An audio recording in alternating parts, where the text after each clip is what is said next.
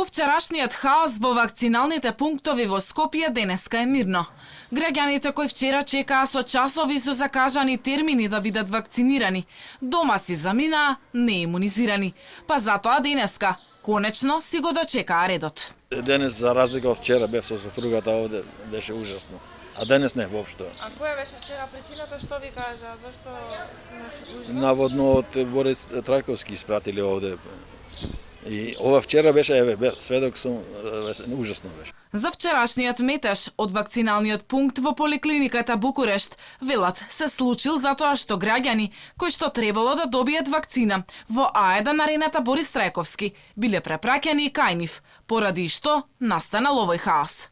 На прашањето зошто се дозволи 70 и 80 годишни граѓани да чекаат со часови за да се вакцинираат, министерот Филипче се правда дека станувало збор за недоразбирање во термините, но сега тој проблем бил решен. Во однос на чекањето, во однос на гужвите, мислам дека има сосем доволно предвиден простор и да не се право да се чека на одредено растојание.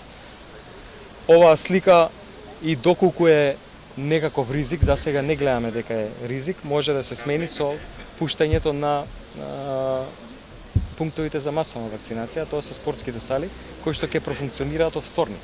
Веќе во понеделник насекаде ќе бидат дистрибуирани согласно бројот на пријавени граѓани кинеските вакцини и во Тетово, Куманово, Штип, Кавадарци, Битол и Охрид ќе започне вакцинирањето. Мислам дека ќе биде еден систем кој што ќе овозможи и над 10.000 граѓани на ден да се вакцинираат и воопшто да нема никакви гужви.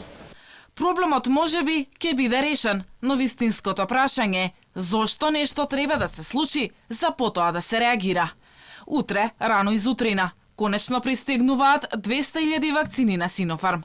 До сега вкупно се вакцинирани околу 60.000 граѓани или едва нешто повеќе од 3%.